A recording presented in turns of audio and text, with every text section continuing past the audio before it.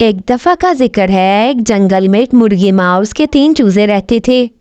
एक का नाम बंटी था, एक का नाम चिंटू था और एक का नाम माशा था। माशा बहुत ही मेहनती थी। वो हर वक्त अपनी माँ के साथ काम करवाती थी और उनकी हर काम में मदद करती थी। जबकि चिंटू को बातें करने का बहुत शौक था। वो हर वक्त जंगल के जानवरों के साथ बैठकर खुशगपियाँ लड़ाती रहती थी और बंटी उसे बहुत नींद आती थी। वो घर बैठकर बस सोई रहती थी। जब देखो उसे नींद आई रहती थी। दूसरी तरफ मुर्गी माँ और माशा सारा दिन काम करती थी। वो दाना इकट्ठा करके लाती थी और घर आकर चिंटू और बंटी फौरन उसको खा जाते थे। इसी तरह बहुत सारे महीने गुजर गए और वक्त बीत चुका था।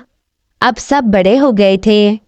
माशा वो वैसे ही अपनी माँ के साथ काम करवाती रहती थी और उनकी हर काम में मदद करती थी। जबकि बंटी और चिंटू दोनों का यही काम था। बंटी सोया रहता था और चिंटू जाकर बातें करता रहता था। वो दोनों अभी तक नहीं सुधरे थे। वो इसी तरह रहते थे। मुर्गी माँ उनको देखकर बहुत परेशान होती थी कि अगर मैं ना हुई तो ये क्या करेंगे।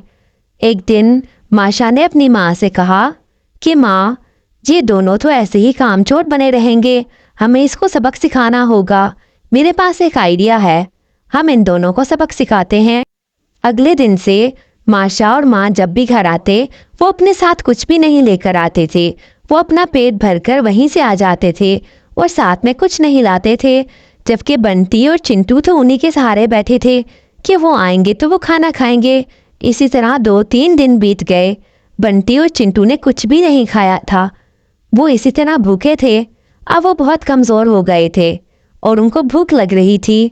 तो उन्होंने एक दिन अपनी माँ से पूछ ही लिया।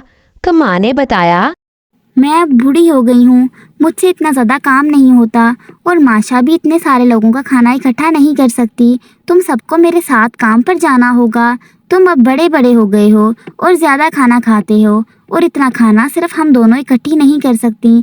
इसलिए कल से हमारे साथ काम पर जाओगे तो खाना मिलेगा, वरना खाना नहीं मिलेगा।